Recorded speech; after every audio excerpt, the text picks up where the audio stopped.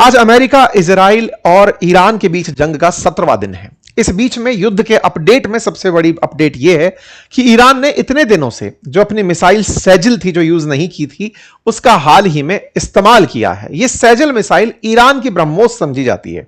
इस मिसाइल की रेंज 2000 से 2500 किलोमीटर तक मानी जाती है। ठोस ईंधन से चलने वाली इस मिसाइल को ईरान ने इजराइल पर लॉन्च किया है। इस मिसाइल को डांसिंग मिसाइल के नाम से भी जाना जाता है। कहा जाता है कि यह मिसाइल लक्ष्य पर पहुंचकर भी लक्ष्य बदल सकती है, यानी कि रास्ते से लक्ष्य पर पहुंचने से पहले अपनी दिशा बदल सकती है। ऐसा इसलिए महत्वपूर्ण बताया जा रहा है क्योंकि ऐसा करके यह मिसाइल आयरन डोम जैसे सिस्टम से सेल्फ डिफेंस की तरफ चली जाती है।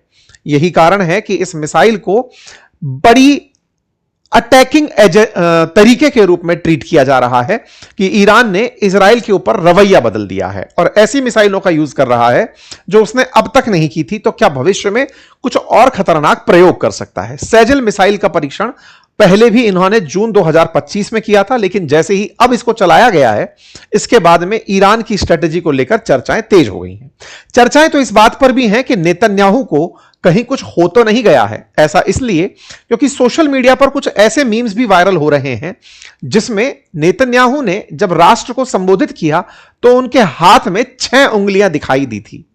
उससे सोशल मीडिया पर बज क्रिएट हुआ कि कहीं इनका देहांत तो नहीं हो गया है, कहीं इनका एआई जनित वीडियो चलाकर तो नेतन्याहू का इस्तेमाल नहीं किया जा रहा है। नेतन्याहू कहां है, यह कई दिनों से पूछा जा रहा था।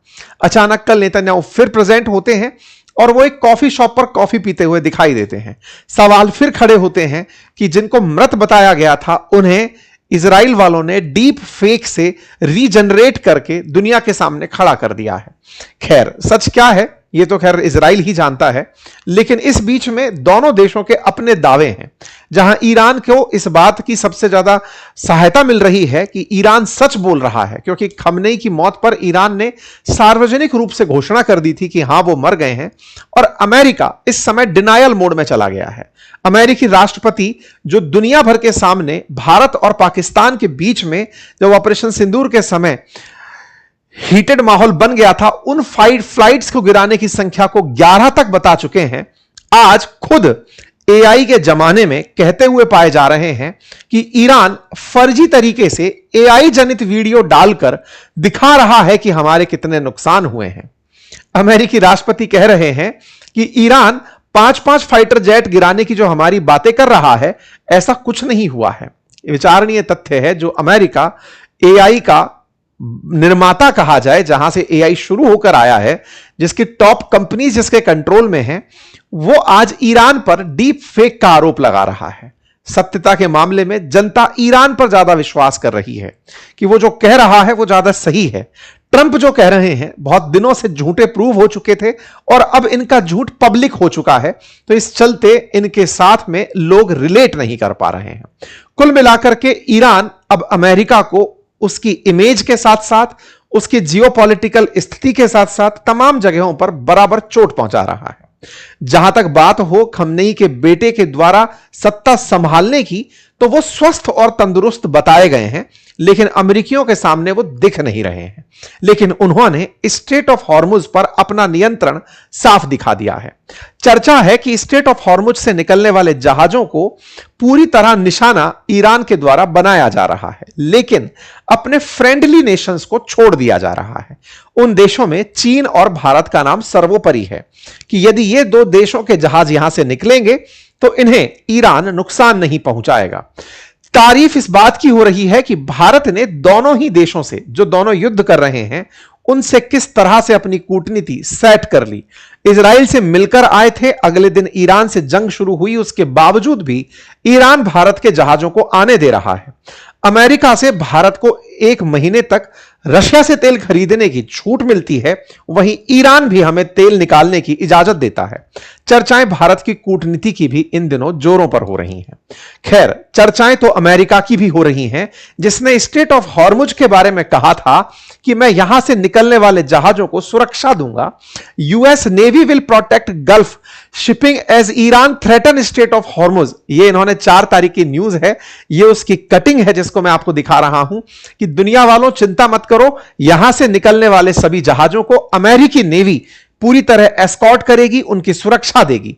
4 तारीख को ट्रंप का ही यह ट्वीट है, लेकिन यही ट्रंप समय बीतते बीतते पलट जाते हैं। वो साफ 11 तारीख को कहते हैं कि यूएस नेवी फिलहाल ऑयल टैंकर्स को एस्कॉर्ट करने की स्थिति में नहीं है। कारण बताया जाता है कि ईरान अपने ड्रोन्स के थ्रू, छोटे छोटे बॉम्ब्स के थ्रू किसी भी टैंकर को नुकसान पहुंचा रहा है। हम सुरक्षा नहीं कर पाएंगे, और जब हम सुरक्षा नहीं कर पाएंगे तो बाकी लोग अपनी सुरक्षा करने के लिए आगे चले आए। ट्रंप का हतोत्साहित होना दिखाई पड़ता है, लेकिन यहां एक बात जानना जरूरी है। हमने आपसे पहले भी कहा था कि पश्चिम एशिया में ईरान के द्वारा पश्चिम एशिया के जो देश हैं, चाहे यूएई है, सऊदी, कतर, बहरीन, इनको निशाना बनाया जाएगा। और अमेरिका यह चाहता था कि जैसे ही इन्हें निशाना बनाया जाए, ये देश भी ईरान पर हमला करने के लिए अग्रसर हों। चूंकि इतने दिनों तक युद्ध चलते हुए हो चुका है, 17 दिन चल चुके हैं, और अब तक ये देश, पश्चिम एशिया के देश, हमले का प्रतिक्रिया नहीं कर रहे हैं। इससे ट्रंप बौखला रहे हैं। ट्रंप को लग ये रहा था कि चाहे कुछ हो ना हो, मैं ईरान का जो रिटेलिएशन होगा उसमें इन देशों को निशाना बनाया जाएगा, तो ये देश आत्मरक्षा के लिए ही ईरान पर हमला कर पड़ेंगे। और एक बार ये हमला करने निकल पड़े, मेरी हथियारों की सेल बढ़ जाएगी।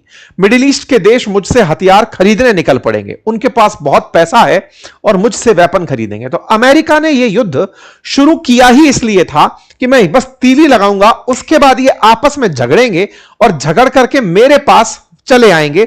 मैं बिल्कुल वैसे ही जैसे द्वितीय विश्व युद्ध के अंदर बचावकर्ता के रूप में निकला था और शक्तिशाली राष्ट्र बन गया था। कहते हैं कि फ्रांस और ब्रिटेन जब इटली और जापान से लड़ रहे थे, उस समय पर ये दोनों ही देशों के बीच में शुरुआत में सप्लायर बन के खड़े फर्स्ट कॉर्नर में हमेशा से ब्रिटेन फ्रांस के साथ थे, लेकिन किसी की मदद पड़े तो हम हैं।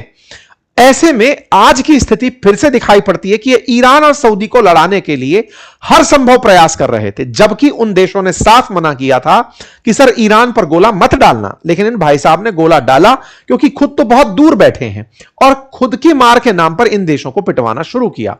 अब जब ये लोग नहीं निकले तो इनका पूरा फ्रस्ट्रेशन जाहिर हो रहा है। खुद बाहर निकलकर कह रहे हैं कि मेरे पास तो खूब तेल है, जिनका तेल नहीं बिक रहा या जिनके देश में तेल नहीं पहुंच रहा, वो आगे आएं और वो स्ट्रेट ऑफ हॉर्मुज को खुला रखने में मदद करें। ट्रंप ने स्टेट्स को इस तरह बिगाड़ दिया है कि जहां स्ट्रेट ऑफ हॉर्मुज से पहले 150 जहाज पर डे निकलते थे, आज वहां 4 जहाज पर डे निकलकर जा रहे हैं। और ट्रंप ने इस स्थिति तक दुनिया को पहुंचाकर खुद हाथ खड़े कर दिए हैं। प्यारे साथियों, जहां आप मुझे सुन रहे हैं उसके नीचे एक सब्सक्राइब का बटन दिया हुआ है, जिसे दबाने में कोई खर्च नहीं आता। आपका समय लगता है 2 सेकंड का, लेकिन आपकी ये 2 सेकंड की कीमत हमारे लिए हौसला बनती है। अगर आप इस छोटे से काम को करते हुए आगे बढ़े तो यह हमारे लिए बहुत ही सकारात्मक रहेगा, हमारे हौसले को बढ़ाएगा, हम आप तक और अच्छा काम लेकर पहुंचेंगे, यह और सुनिश्चित करेगा।